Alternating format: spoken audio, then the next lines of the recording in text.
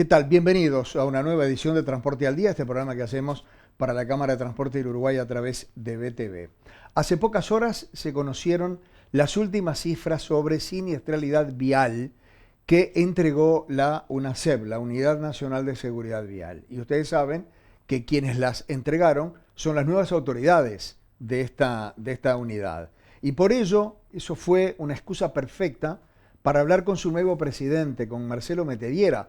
Marcelo Metediera, supongo que todos sabrán, pero terminó siendo hasta hace poco tiempo intendente del departamento de Canelones y antes estuvo vinculado a la dirección de tránsito del departamento canario. Con Marcelo Metediera hablamos de una enorme cantidad de cosas vinculadas con el tránsito, el transporte y la seguridad vial. Aquí la charla con Marcelo Metediera. Bueno, muchas gracias por la invitación. Es una valoración de preocupación porque se visualiza, por un lado, la preocupación. Yo vengo diciendo y planteando y convencido de que no quiero medir gestiones políticas por fallecidos. Estamos hablando de personas, de vidas. Me parece que no es justo y que no aporta que construyamos una política de seguridad vial en clave nacional si nos ponemos en a medirlo de esa manera. Pero sí me preocupa, o desde esa lógica, hablar de tendencias. Y bueno, en el caso de los fallecidos, la preocupación es que la tendencia está estancada, ¿no? Si miramos los datos de las personas fallecidas, desde el 2019 hubieron 434 personas fallecidas, igual que el año pasado. Por lo tanto, número más, número menos, está estancado y ese estancamiento hay que romperlo para que vuelva a bajar. Por otro lado, la cantidad de personas lesionadas, la tendencia permanente del año 2021-22, para dejar el 21 afuera por la pandemia y el 20, venía hasta el 19 bajando y ahí empezó una tendencia de aumento sostenido. Inclusive el primer trimestre del 2025 está en la misma situación.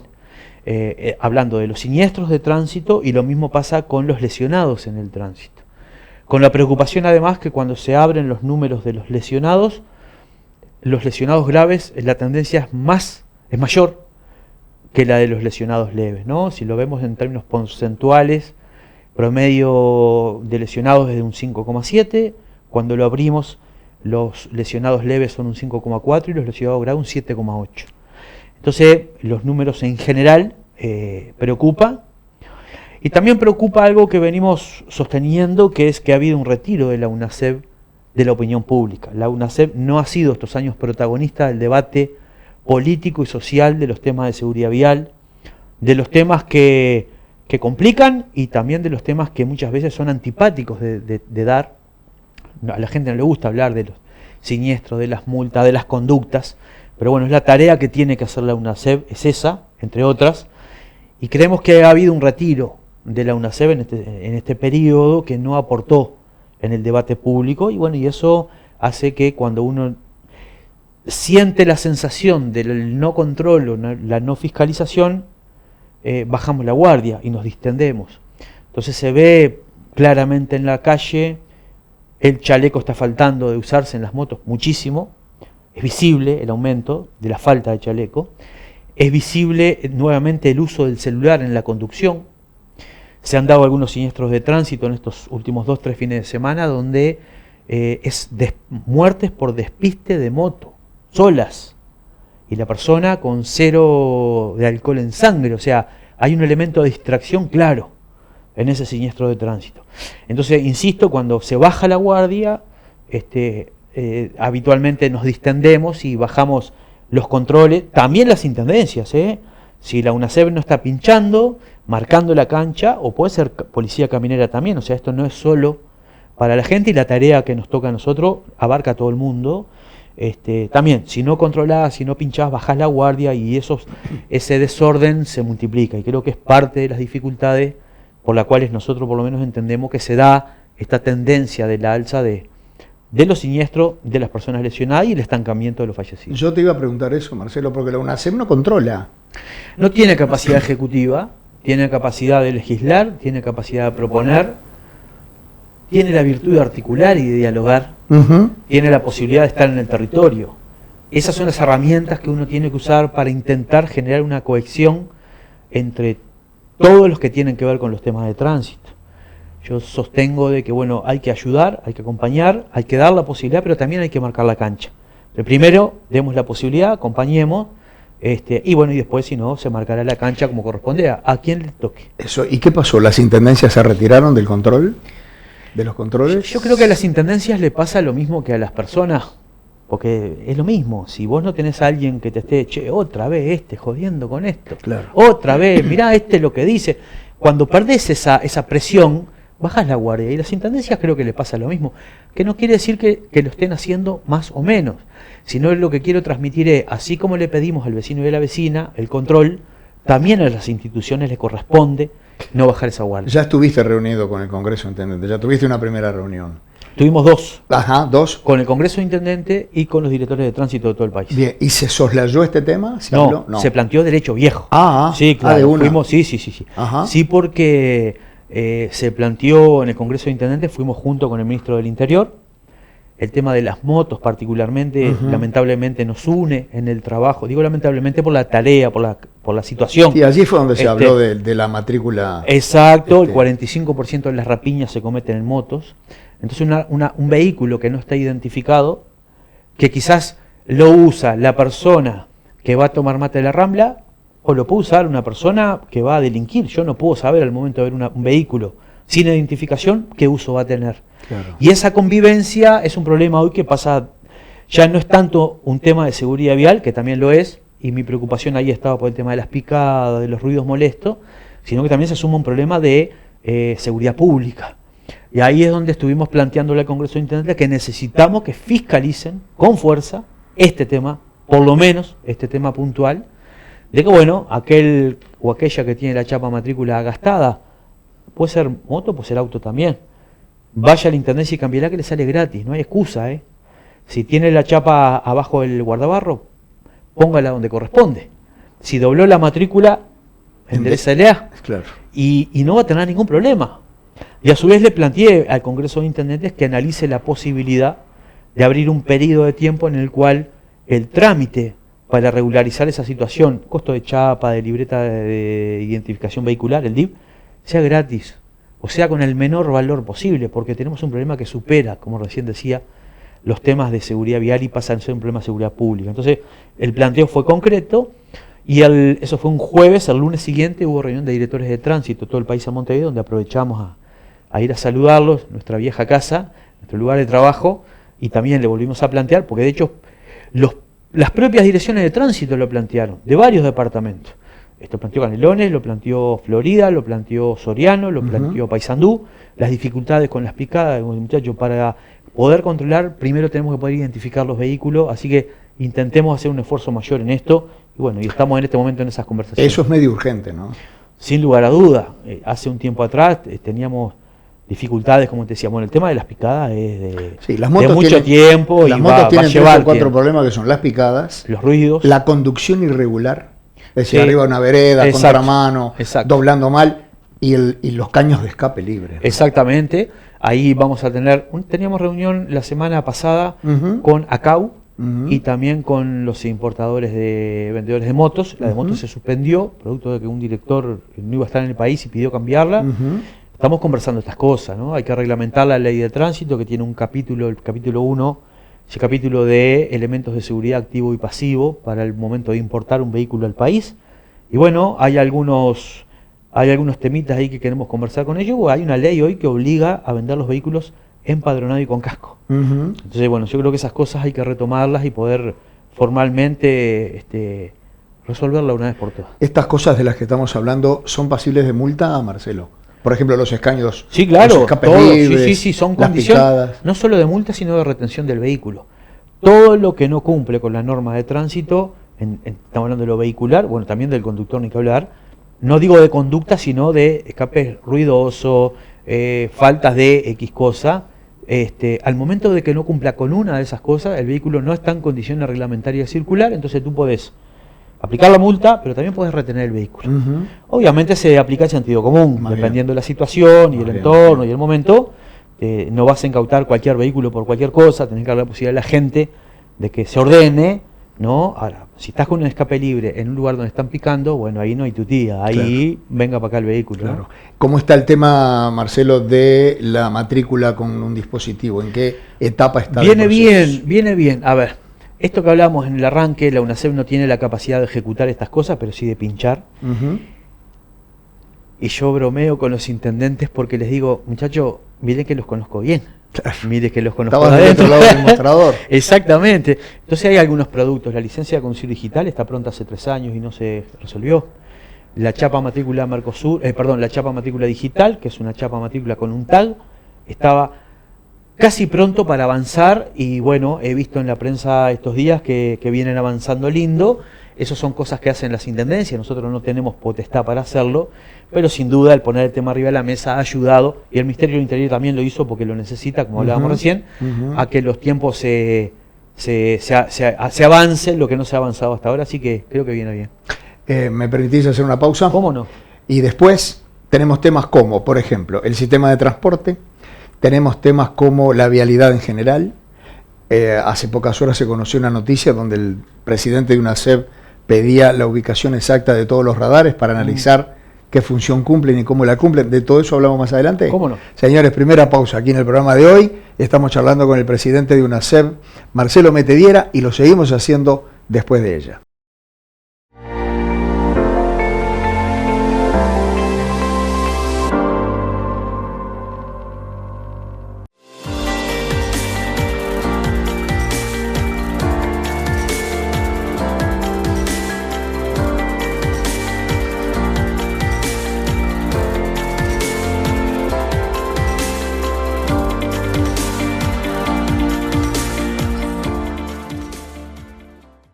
Bien amigos, continuamos aquí en Transporte al Día hablando con el presidente de UNACEB, Marcelo Metediera. Marcelo, ¿te preocupa el tema de los radares? Que es de lo que todo el mundo habla, a favor y en contra. No, a ver, me preocupa que se hable mal de los radares porque es una herramienta que es muy importante, que no solo fiscaliza velocidad, fiscaliza otro montón de cosas que tienen que ver con la seguridad también, no solo seguridad vial, de vuelta la seguridad pública se cuela ahí. Por lo tanto es un complemento a otros dispositivos. Cuando se dan algunos debates políticos para hacer politiquería con los temas de tránsito, se bastardea de alguna manera esa herramienta y la gente le toma idea. Y después que le toma idea, está difícil de cambiarle la opinión. Pero para mí es una herramienta que bien usada, sirve mucho. Ahí la preocupación, en realidad, cuando hicimos la transición con la directiva anterior de la UNACEB, le pedimos un montón de información que nos dio absolutamente toda la información que pedimos, toda. Tuvimos una muy buena transición. Yo quería saber cuáles eran los puntos rojos que la UNACEB le había sugerido al Ministerio de Transporte y Obras Públicas para la posibilidad de instalar los radares en las rutas. Esa información la dieron. Voy a ser bien honesto, nosotros estuvimos esta semana trabajando, yo hace un mes que estoy en estas vueltas, estuve casi 20 días solo, hace unos 10 días se incorporaron 2 directores más a trabajar y estábamos por delante llevando preparando el informe de la siniestralidad vial, que lo deberían haber presentado en febrero y no lo presentaron y no había quedado pronto.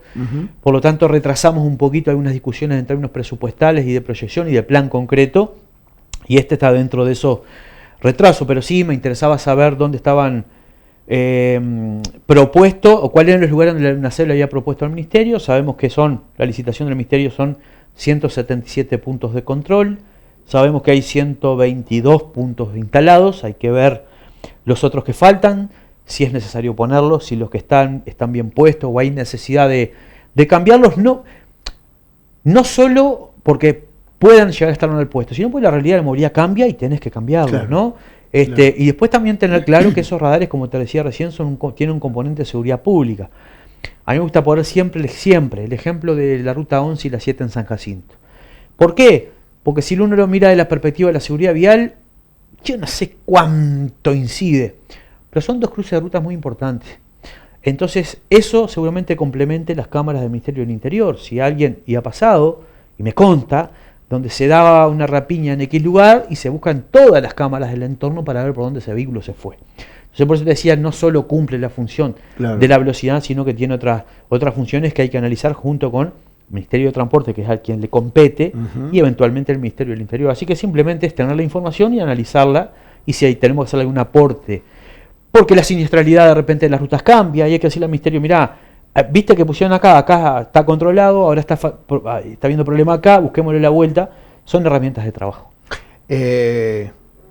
Me decías al pasar que hay 120 y tantos ya colocados, que falta colocar 55. 55. ¿Ya está establecido en qué lugares o eso lo decís? No, eso es una articulación, eso es del Ministerio de Transporte. Ajá. La UNACEL lo que puede hacer es sugerir. Pero ahí va. Y analizar. Si nosotros vemos que hay una ruta donde está habiendo alguna dificultad en términos de siniestralidad, le podemos decir al Ministerio, mira, analizar esa ruta, que estamos hablando de infraestructura, las condiciones de la infraestructura, si está todo bien, analizar la posibilidad de medidas, que una de ellas puede ser un radar, por ejemplo. Entonces ahí eso es de disponibilidad del propio Ministerio. ¿Los radares móviles van a seguir funcionando? Los radares móviles, si no me equivoco, son 4, que son los que tiene el Ministerio del Interior. Y eso ellos los van moviendo en función de las necesidades que Policía Caminera tiene. Del tráfico. Exacto. En los últimos años ha bajado en algo la siniestralidad en las rutas debido a las rotondas que se han hecho. Sí. Opinión tuya, ¿te parece bien eso? Sí. ¿Es muy engorroso para el tránsito? No tengo... Otra rotonda más. Bueno, acá. pero hay que ver dónde. Ajá. No tengo cuantificado los siniestros. No lo que sí te puedo decir, por ejemplo, por una experiencia propia, cuando se hizo el ferrocarril central en la ruta 5, hablamos con la obra del Transcentral para que junto con el Ministerio de Transporte y Obras Públicas, por ejemplo, cerrara la rotonda de La Paz, la salida de Aldavalde y ruta 5, por una rotonda peligrosa y que 2x3 se daban ahí unos cuantos toquecitos. Entonces sí, creo que las rotondas cerradas ya hace mucho tiempo se vienen cerrando y me parece que hay un elemento de seguridad importante. Y que los temas de tránsito son temas culturales también. Entonces, si yo vengo en un vehículo y tengo que bajar la velocidad y hacer una rotonda en el marco de una seguridad general, y bueno, yo por lo personal estoy dispuesto a que se enojen conmigo el conductor del vehículo, pero que haga esa maniobra porque son importantes, pues nos cuida a todos. Recién al pasar hablaba del ferrocarril central. Todo el entorno del ferrocarril y lo que ello trae aparejado, ¿también compete a UNACEP? ¿O puede llegar a competir? A ver, la materia de tránsito, la Constitución la determina para los distintos poderes, ¿no? Los temas de tránsito concretamente tiene jurisdicción nacional, Ministerio de Transporte y Obras Públicas, jurisdicción departamental, los intendentes o las intendentas, y en el caso de las vías, AFE. La UNACEP no tiene materia. Nosotros... Ustedes están como sobrevolando. Es fácil, pero difícil, porque podés decir, pero no podés hacer. Claro. No podés caer en la facilidad. Podés pedir, pero no obligar. Exacto, podés pedir, pero no obligar. Tenés que ser cuidadoso de no decir cosas que no estén con los pies en la tierra o que después no sean fáciles de cumplir y sea mal usado el decir. Es complejo.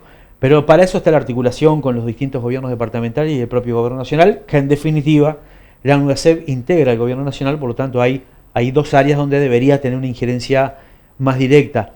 Pero bueno, efectivamente, el ferrocarril central, de hecho, en la dificultad que está viendo los pasos a nivel, donde se han dado ya algunos siniestros de tránsito, y a mí me enoja cuando dicen el tren atropelló. No, el tren no atropella. Claro. El tren no sale de la vía. Pero bueno, eso también es cultural y de conciencia. Claro. Se han dado situaciones en las cuales no han podido, de repente, si las intendencias quisieran reforzar la señalización, no lo pueden hacer porque es jurisdicción de AFE, la vía y el retiro de vía. O sea, ahí hay una cuestión de jurisdicciones que, bueno, cada uno tiene su materia. Van, Marcelo, a establecer ¿cómo llamarlo? Una especie de organigrama de coordinación permanente entre el Congreso de Intendentes, la UNACEP, o es a pedido de parte. Es un poco de todo, Ajá. Pero sí hay una cosa que nosotros queremos volver a instalar, que es la Junta Nacional de Seguridad Vial.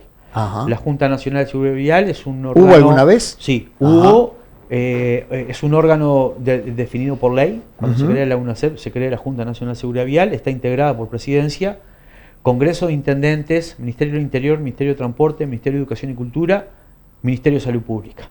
Es un lugar donde mirá las políticas, mirá el ministerio que te digo para políticas transversales de movilidad. Claro. La última vez que se convocó fue en noviembre del 2021 y no se convocó más. Entonces, siempre tiene que haber un teléfono a la mano, pero también tienen que estar las instancias institucionales de trabajo, que es donde te permite poder articular y poder exigirnos un poquito todo, ¿no? De hecho, mi intención es convocar rápidamente la Junta. ¿Para qué? Para que las nuevas autoridades nacionales, que no necesariamente pueden conocer ese ámbito, convocarlos y decirle, bueno, muchachos, existe este ámbito, esto está para esto, tenemos estos objetivos, y en la medida, yo digo como en el tránsito, yo no le puedo pedir a alguien que cambie una conducta de algo que no sabe. Claro. Por lo tanto, convocarlo ya solo va a ser un empezar a mover esa rueda. Que cada una de esas instituciones que nombraste tienen que nombrar un delegado, un representante. Está establecido que van los viceministros de cada una. Por lo tanto, sí, no va cualquiera. Es un nivel superior. Sí, con capacidad de resolución.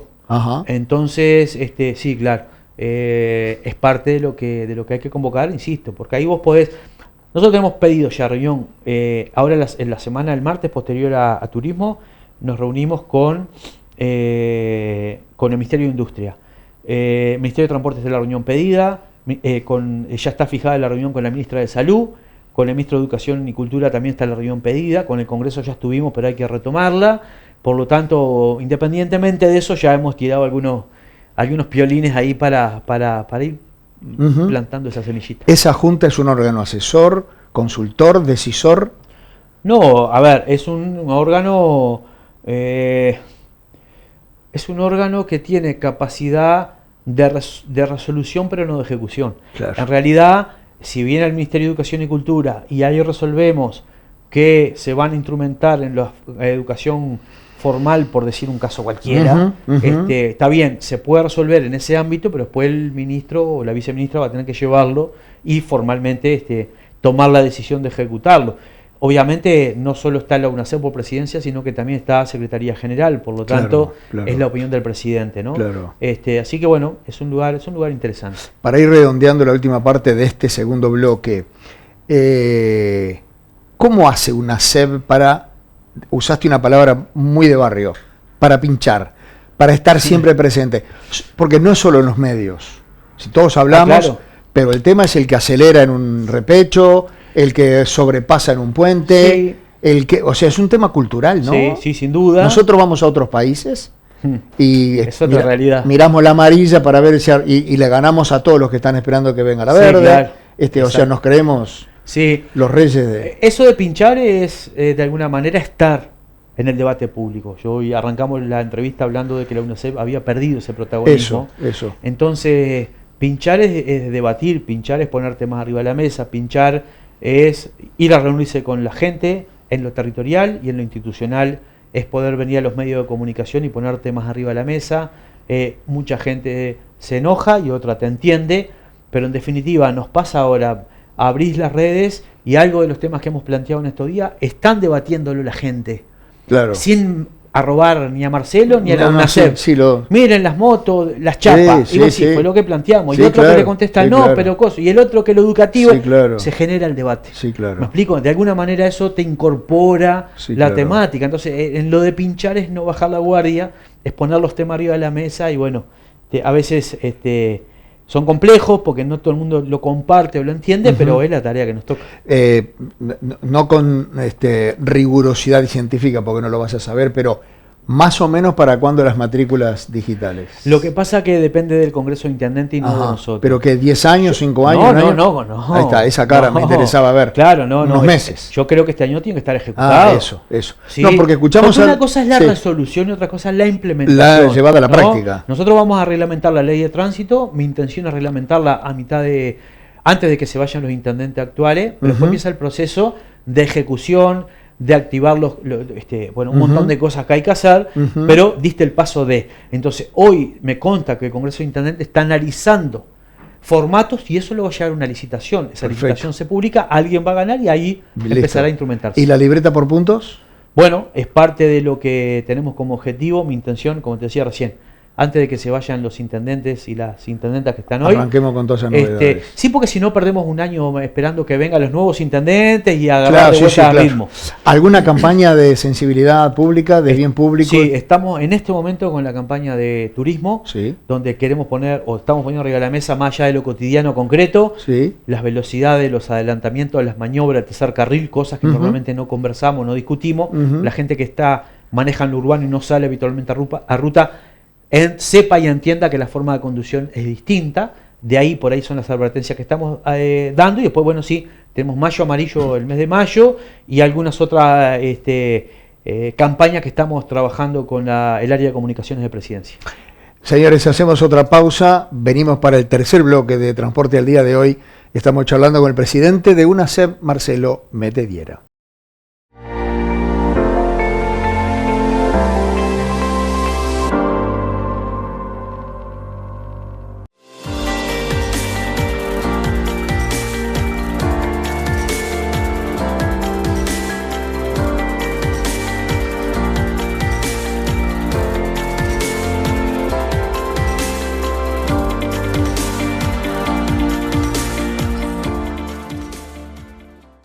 Continuamos, amigos, aquí en Transporte al Día. Estamos hablando hoy con el presidente de UNACEV, Marcelo Metediera. Dejamos para la segunda parte del programa un tema que es muy grosso y que además tiene varias ramas. El tema del transporte.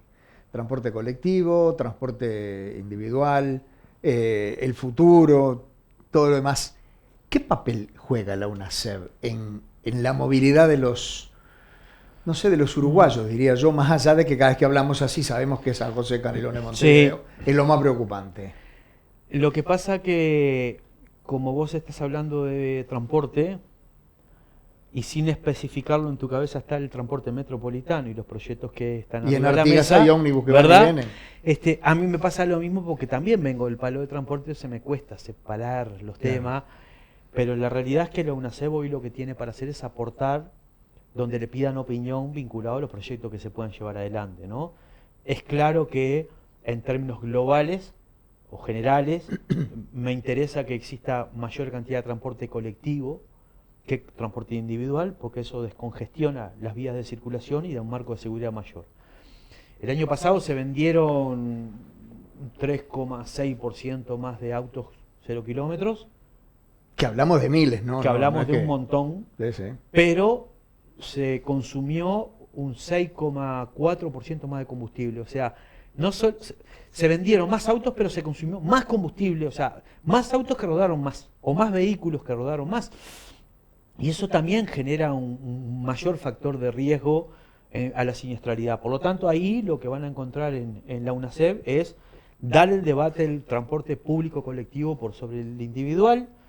Como también sé que es un tema bastante complejo, yo estoy dispuesto a dar ese debate y que otras u otros no lo den en términos políticos, sin ningún problema. Así que lo que van a encontrar es un aliado buscando esas alternativas, porque insisto, uno andás por ahí y ves otras realidades de movilidad, otras lógicas culturales de conducción, otro respeto a la norma y otro respeto entre las personas de convivencia.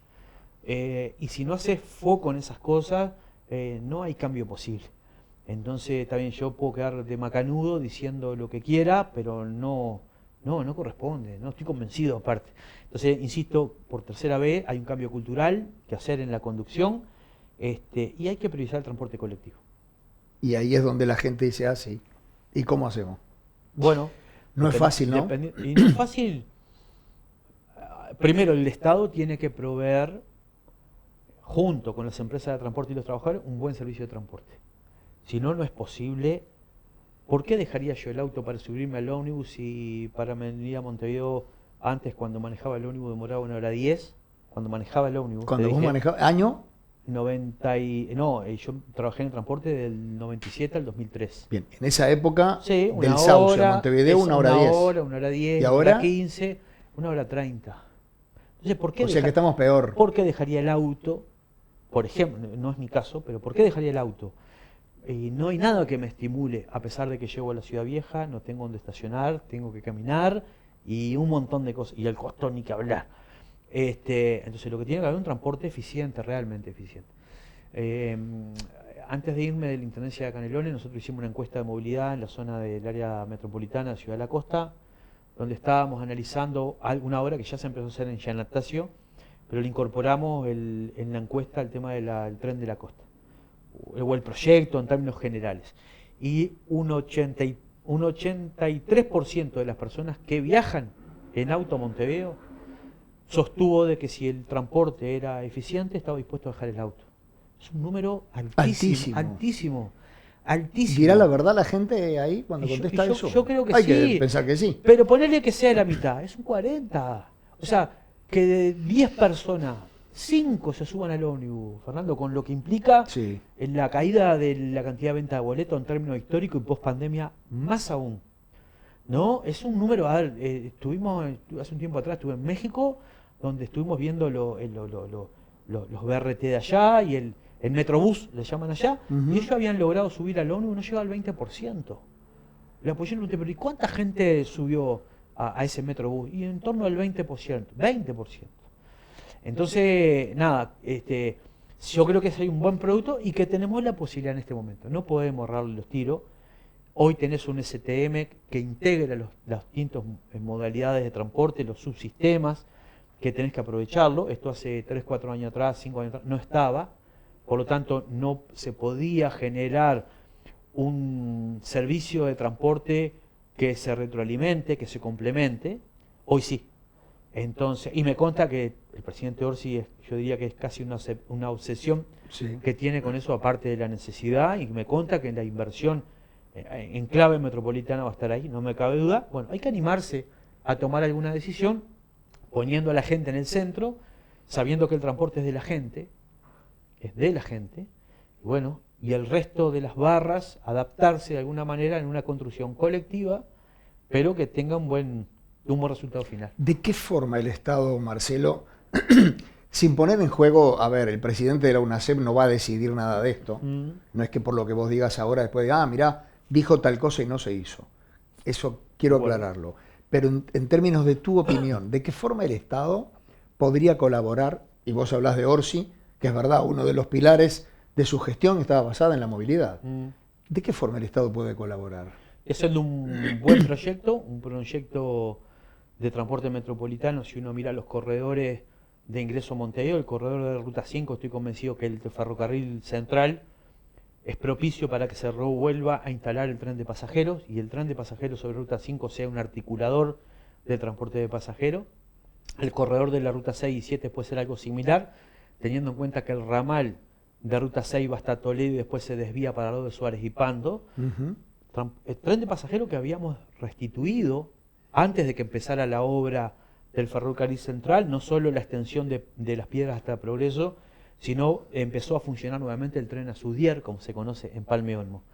Entonces, creo que no se ha trabajado en este periodo pasado en conseguir las maquinarias y la tecnología a bordo para restituirlo, pero creo que es un gran articulador, por lo menos para el corredor de Ruta 5, y puede reforzar el de Ruta 8. Ahora tenés un desafío sobre Ruta 8 y sobre Avenida Italia y Anastasio, que es el más cómodo de todos por las condiciones geográficas del lugar. Pero que hay que animarse a hacer un proyecto que integre a todos los trabajadores, que integre a todas las empresas, pero que tenga una lógica de funcionamiento distinta. Y algo que por suerte le escuché decir a la ministra de Transporte: primero analicemos qué transporte queremos para después ver qué infraestructura necesita ese transporte. Yo creo que ahí es donde está la clave, cómo se piensa un diseño que sume a todo el mundo, pero que sea funcional a la necesidad de la gente. Y bueno, y atrás de eso obviamente tiene que estar financiado por parte del gobierno nacional. No hay ninguna intendencia que sea capaz de financiar esos 1.200 millones de dólares que pueda costar cualquiera de los proyectos que están arriba de la mesa. No es posible y hay que entenderlo como una inversión en términos sociales más que como una inversión en términos económicos. Porque estamos hablando del tiempo y la vida de la gente. Entonces yo creo que ahí es donde está el desafío y es la posibilidad, me parece, que se puede materializar y que están las condiciones para ¿Tiene que seguir hacerlo. subvencionando el transporte? Sin duda.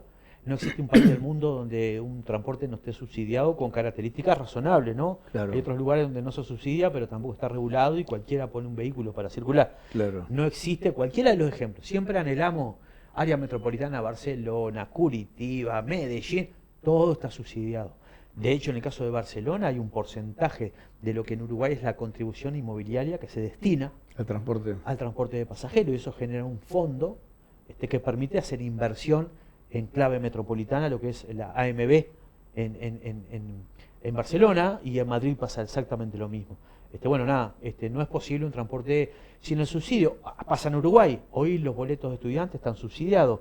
Le sale gratis. En mis tiempos, cuando íbamos al liceo, que ya se me cae la cédula, se pagaba. Algo se pagaba. Mucha gente, no, pagamos todo. y los gurises dejaban de estudiar. Es verdad. Porque no tenían plata para el boleto. Sí, sí. Pasaba eso.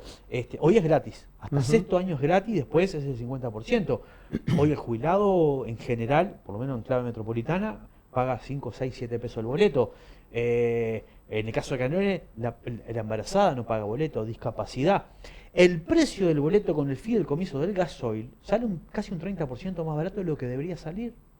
Entonces, si serán importantes los subsidios, que aparte, yo digo, es una de las mejores formas de redistribución de riqueza, porque el Estado pone plata para que la gente le salga un poquito más barato. Eso ha sido una política de Estado, ¿no? Sin lugar a dudas. Se ha mantenido a lo largo del tiempo. Se ha mantenido, sí, han habido cambios de gobierno y se ha mantenido. Yo creo que eso se instaló allá por el 90, ¿no? 1990, ¿puede ser? En el área metro, en realidad... Con la calle Vázquez. En realidad, exacto, creo. en esa puja, cuando Tabaré Vázquez asume la Intendencia de Montevideo, dentro de los compromisos de gestión era el precio del boleto para estudiantes y para jubilados. Eso fue lo que se hizo. La respuesta de la calle del Ministerio de Transporte, junto con las empresas de transporte, fue el viejo y querido boleto de Anetra, en el cual tenía un subsidio o un descuento, un 50%, pero no llegaba al otro monto. Y bueno, en esas pujas, por suerte, ganó la gente y se ha mantenido en el tiempo. Señores, hacemos la última pausa aquí en el programa de hoy. Venimos para el último bloque y seguimos charlando con Marcelo Metediera, presidente de la UNACEB.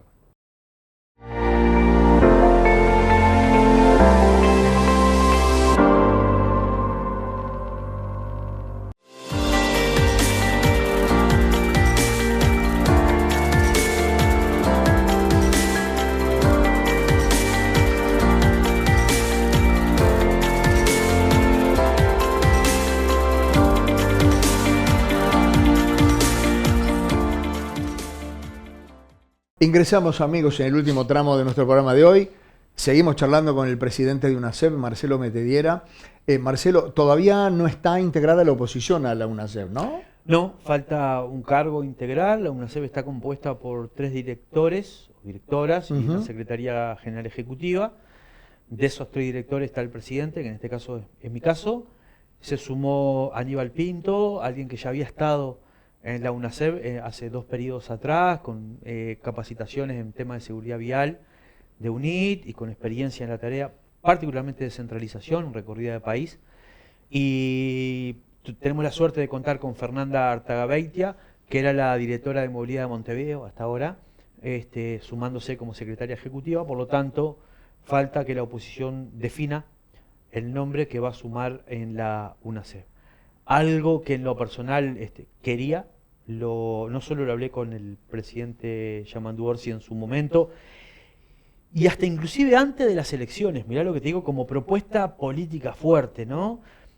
Por lo que implica desde mi opinión, sino que también lo había hablado con el ex presidente de la UNACEB, el escribano Draper, cuando no tenía la integración de la UNACEB con la oposición. Le dijo: Alejandro, habla con la presidencia, es importante que la oposición esté integrada, porque hay un equilibrio que trabajar, porque hay una política pública a nivel nacional que construir, porque los equilibrios dentro del Congreso de Intendentes hacen que sí, es cierto, hayan intendencias blancas en mayor cantidad que las del Frente Amplio, ojalá eso sea por poco tiempo, pero la cantidad de habitantes de Montevideo Canelones tiene una incidencia muy fuerte y precisas articular. En los parlamentos en general, pero en este particularmente, la necesidad de articulación también tiene que estar. Por lo tanto, yo estoy con ganas, lo quería siempre. Sí va a tener quien venga la posibilidad de sumarse a un equipo de trabajo. Mi intención, a priori, no es que venga a ser oposición, sino que venga a construir. Si viene a ser oposición, será oposición. Si viene a construir, tiene las puertas abiertas para trabajar junto con nosotros como uno más de nosotros. ¿Cuándo te enteraste que Orsi quería que fueras el presidente de UNACEB?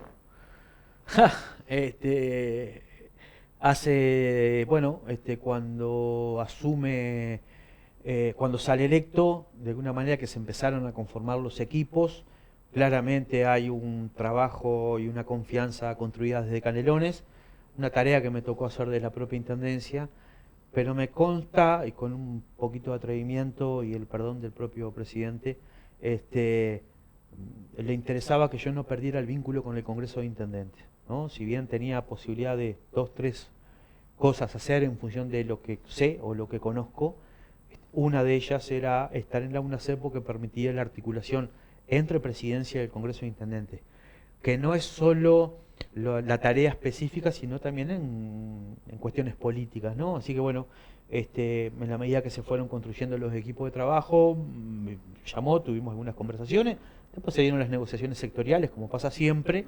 Así que bueno, un lindo desafío, porque, porque veníamos trabajando muchas cosas del propio Congreso, desde hace mucho tiempo, con mucha gente. Esto no es propiedad de nadie en particular. Entonces poder materializarlo desde otro lado es de alguna manera intentar cerrar unos procesos que hace mucho tiempo que veníamos trabajando. También no es menos cierto que el hecho de estar en presidencia es un estímulo también, ¿no? Más allá de las posibilidades que podía haber tenido en la propia Intendencia de Canelones, la cual tuve alguna posibilidad que, bueno, desestimé en función de esto.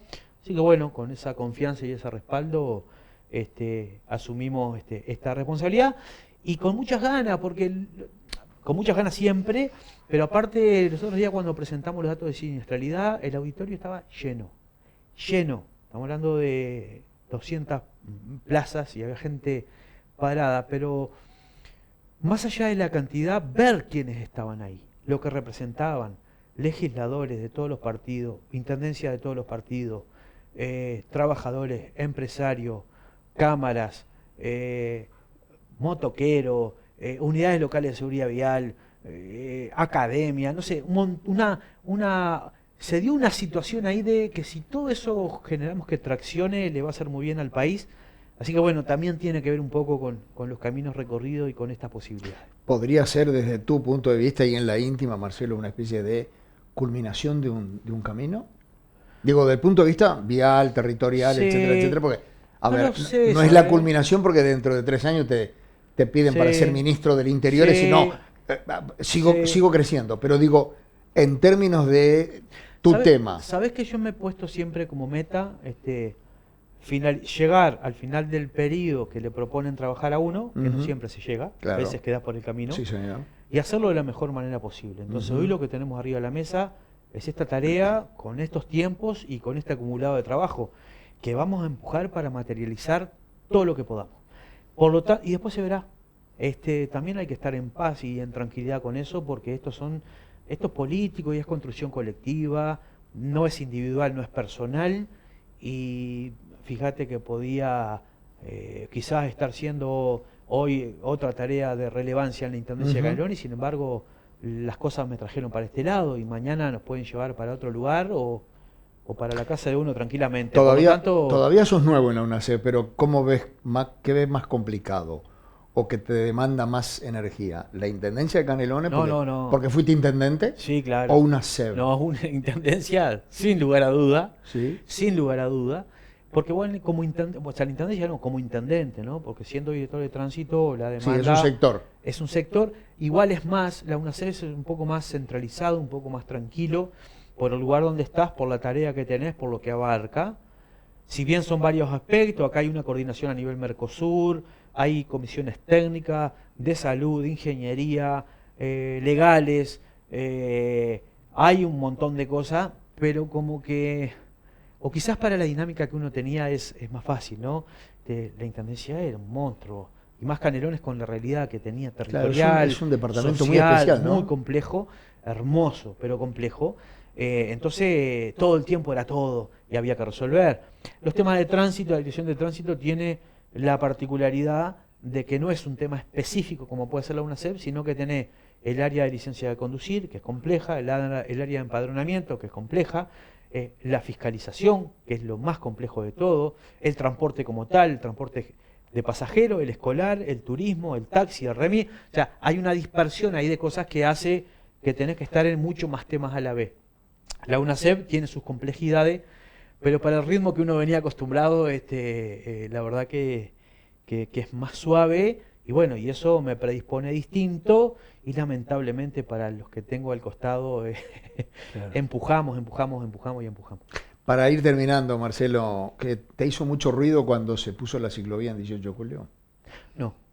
No porque en esto del cambio cultural hay que entenderlo, como hablábamos hoy, qué tipo de movilidad priorizás, pero aparte, si estás discutiendo, mira, la avenida Paulista de San Pablo es mucho más grande que 18 de julio, no mucho más grande, pero es grande, tiene una lógica comercial mayor que 18 de julio y tiene exactamente el mismo tipo de ciclovía. Y sin problema. Entonces, y aparte, si hoy estás discutiendo un transporte que puede llegar a estar por 18 de julio, la construcción de esa ciclovía es, más allá de lo que la gente puede pensar, de costos relativamente bajos para lo que implican obras de infraestructura. Por lo tanto, perfectamente se puede mover la ciclovía si hubiera necesidad de cambiarla o lo que fuera. Entonces, no, me parece que apostar transporte de pasajeros, cuando vos construís una línea en un barrio, una línea nueva, la gente se tiene que habituar a esa línea, tiene que agarrarle confianza y después empieza a cambiar la conducta de esa persona. Busca horizontes nuevos, posibilidad de trabajo en otros lugares donde antes no llegaba porque no había transporte. Y yo creo que la ciclovía es parte de una infraestructura que genera eso, que genera un cambio, que hace ruido como todo cambio, pero me parece que está buena. ¿Te imaginás en un tiempo el tren tranvía por el centro de Montevideo? ¿Que es el tren tram famoso? Sí, yo me imagino una solución de transporte distinta. No quiero ponerle nombre, yo no sé si es un tram, si es un vehículo articulado, eléctrico, no me cabe duda en cualquiera de las soluciones, pero el material rodante no me queda claro, mejor dicho, tengo opinión. Entonces creo que lo de menos, si vos lográs un servicio que se integre con costos razonables, con tiempos mejores a los que hoy hay, insisto, el material rodante que venga, si es un tren, hoy los trenes en otros países los ves y tienen fibra que tapa y simula la rueda y parece que estuvieran dando un ómnibus y es un tren a vía. Entonces no cambia en esencia el material rodante, sí cambian otras cosas. Sí quiero imaginarme una solución de transporte distinta, nueva, eficiente, animarse a hacerlo, que todos puedan aportar, y también saber que un tren de esas características o el servicio de transporte que sea va a llevar un tiempo, ¿no? Decíamos, si hoy se ejecutara el tren de la costa de la iniciativa privada que estuvo presentada desde el periodo pasado, si hoy se diera lo que hay, tenés por lo menos 3 años de obra, Sí. un año, o sea, cualquier solución va a ser para por lo menos un periodo y medio, por lo menos. Pero hay que empezar, hay que animarse. ¿Vas a seguir en el Sauce o te vas a venir a Montevideo? No, Sauce. ¿Sí? Sí, ¿Ida y vuelta sí, todos los días? Sí, todos los días. Sí, como todo el mundo. Sí. Como todo el que el aire toca, allá es más puro, ¿no? Es más tranquilo estar en tu ambiente, en tu lugar, con tu gente. Salís a la plaza o al parque y estás entre vecinos, entre familiares. No, eso no, para mí, desde mi forma, no tiene precio. Y bien amigos, hasta acá nuestra entrega de hoy. Los esperamos para la semana que viene para una nueva edición de Transporte al Día. Muchísimas gracias por la atención de esta vez y los esperamos la próxima semana.